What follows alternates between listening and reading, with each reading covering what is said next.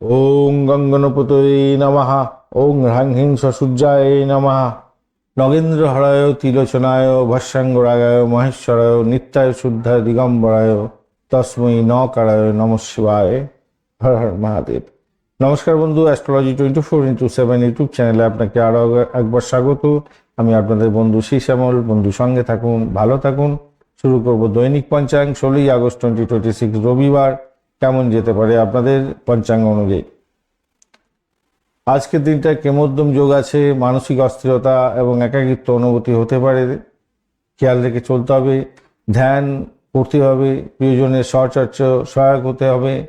বঞ্চনাচুর ভীতি যোগের একটা ব্যাপার থাকছে আজকের দিনে। প্রতারণা, চুরি এবং বিশ্বাসঘাতকতার মধ্যে পড়ে যেতে পারেন, সতর্কতার দরকার আছে।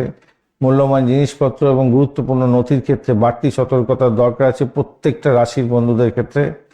বুধাদিত্য যোগও আছে, বুদ্ধি এবং যোগাযোগের ব্যাপারে ইতিবাচক শক্তি আজকের দিনে পাবেন আপনারা।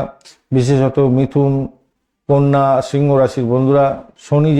শনিদেব যেহেতু বক্রী অবস্থা আছে, সামগ্রিকভাবে বিলম্বজনিত বিষয়ে ধৈর্য ধরার দরকার আছে আজকের দিনে, প্রয়োজন আছে সমস্ত রাশির বন্ধুদের ক্ষেত্রে। চলুন আজকের দিনটা আপনাদের অন্যান্য বিষয় নিয়ে আলোচনা করি। সূর্য উদয় হতে যাচ্ছে আজকের দিনে 5টা 14 এবং সূর্যাস্ত হবে আজকের দিনে 6টা 8 সন্ধ্যার সময়। আজকের দিনে জোয়ার থাকছে গঙ্গা নদীতে 2:37 পর্যন্ত এবং 2:37 দিন যখন শুরু হচ্ছে আর কি, মাঝরাত্রের পরে। আর বিকালবেলা থাকছে, দুপুরবেলা থাকছে 2:39, ভাটা থাকবে আজকের দিনে 9:42 এবং সকালবেলা আর রাত্রিবেলা থাকবে 10টা 2। আজকের দিনটায় পূর্ব দিক এবং দক্ষিণ দিকে যাত্রা শুভ হতে যাচ্ছে, অশুভ দিক হতে যাচ্ছে পশ্চিম এবং উত্তর পশ্চিম দিকে।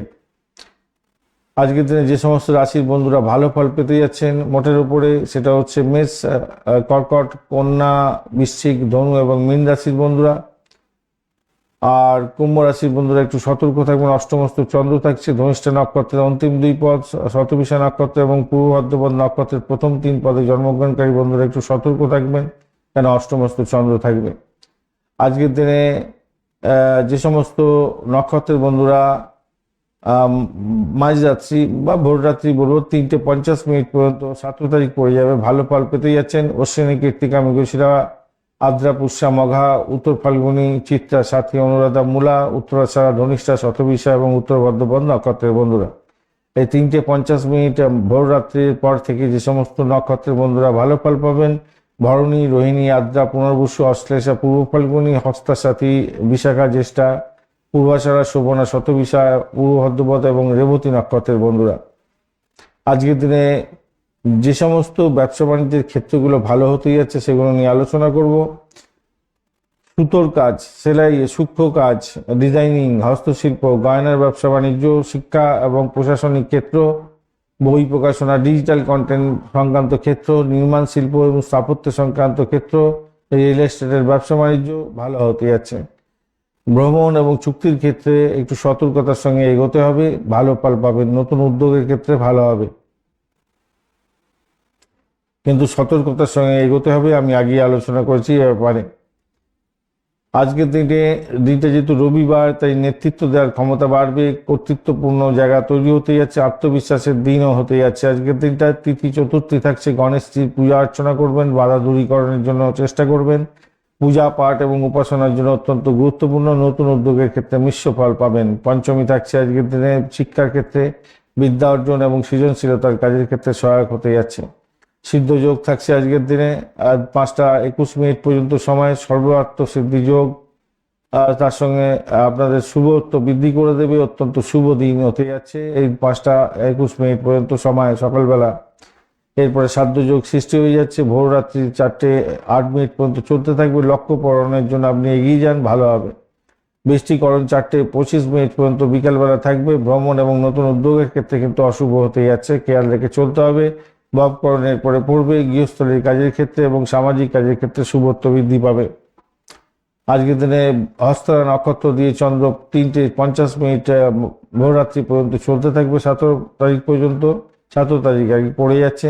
হাতের কাজ, কারিগরি ক্ষেত্র, সূক্ষ্ম ব্যবসা বাণিজ্য, ক্রিয়েটিভ কাজকর্ম, চুক্তি এবং যোগাযোগের ক্ষেত্রে শুভ। চিত্রা নক্ষত্র দিয়ে এরপরে যখন চন্দ্র গমন করবে তখন এই নির্মাণ শিল্প, শিল্পকলা এবং স্থাপত্য এবং সৃজনশীল কাজের ক্ষেত্রে ভালো ফল পাওয়ার সম্ভাবনা থাকবে।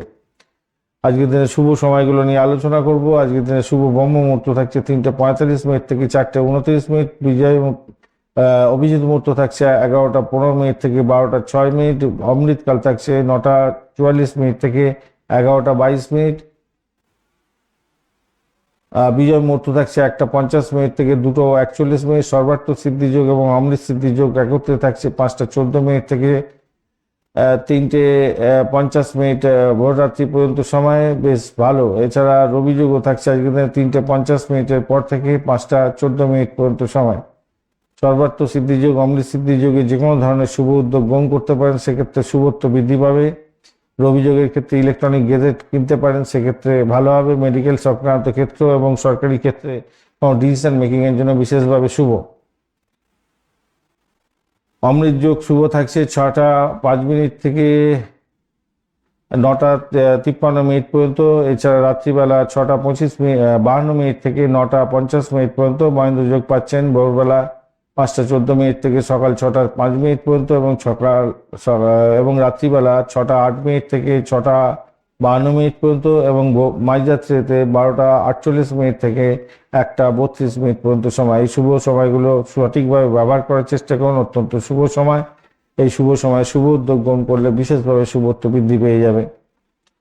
অশুভ সময়গুলো নিয়ে আলোচনা করব। আজকের দিনে অশুভ সময় থাকছে রাহুকাল 4:31 থেকে 6:08 বিকালবেলা। গুলিকাল থাকছে 2:54 থেকে 4:31 পর্যন্ত দুপুরবেলা। যমগণ্ড থাকছে 11:41 থেকে 1:17 পর্যন্ত দুপুরবেলা এবং দুর্মুহূর্ত থাকছে 4:24 থেকে 5:16 পর্যন্ত সময়। আর বারবেলা থাকছে আজকে 10:04 থেকে 11:41 পর্যন্ত।